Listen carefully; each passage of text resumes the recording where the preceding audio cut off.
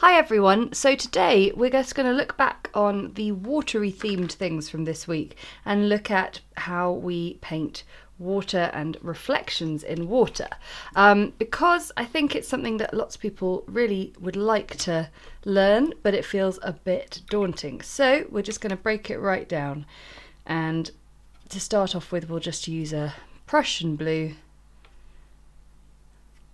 And the first thing we're going to talk about is how we hold the brush when painting. Well, the first thing is I think really you want something a little bit smaller than a size 4. Size 2 would be ideal because it's got a nice amount of coverage, but it's small enough for control. Okay, so I'm holding my brush really quite low angled to the page. It's not like this, it's like that. And that just allows for an easy sort of pendulum swing, I suppose, of the hand when you are painting in your brushstrokes, because to paint water with a bit of a ripple on it, we are going to be going back and forth with a bit of ebb and flow with our brush,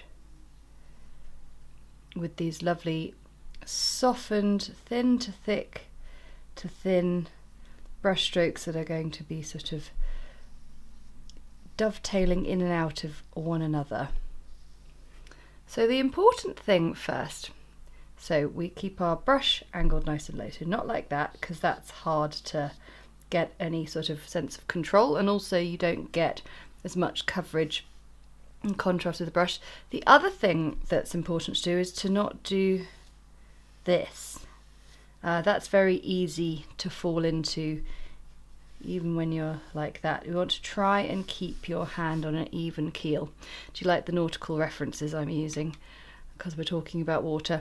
So again here, hand nice and sort of sat on the table, on the page, so it can just control the brush. And you want to try to allow for tiny bits of unpainted space, but you probably are better off allowing things to bleed into each other just a little bit, and in the hope that you'll get glimmers of unpainted space, which is really how an accurate way to really describe when you're looking at water, that you see glimmers, don't you? Ripples, little moments where the light hits the water and you're seeing little flashes of reflection.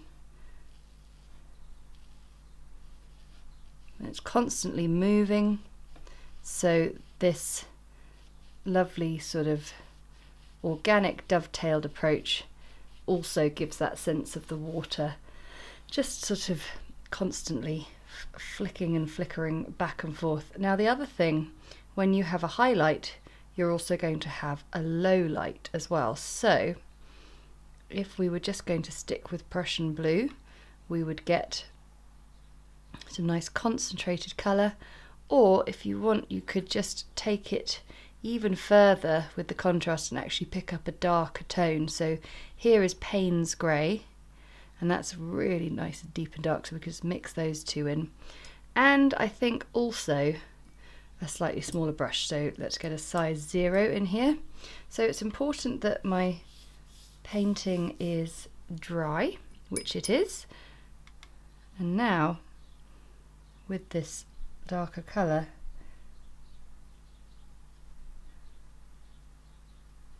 some low lights in the form of these slightly smaller, more concentrated little brush strokes on top of the water there, can really help bring it to life.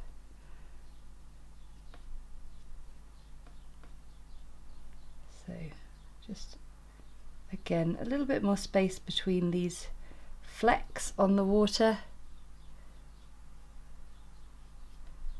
and just getting a little bit smaller towards the distance and a little bit larger, a little bit stronger. in the foreground.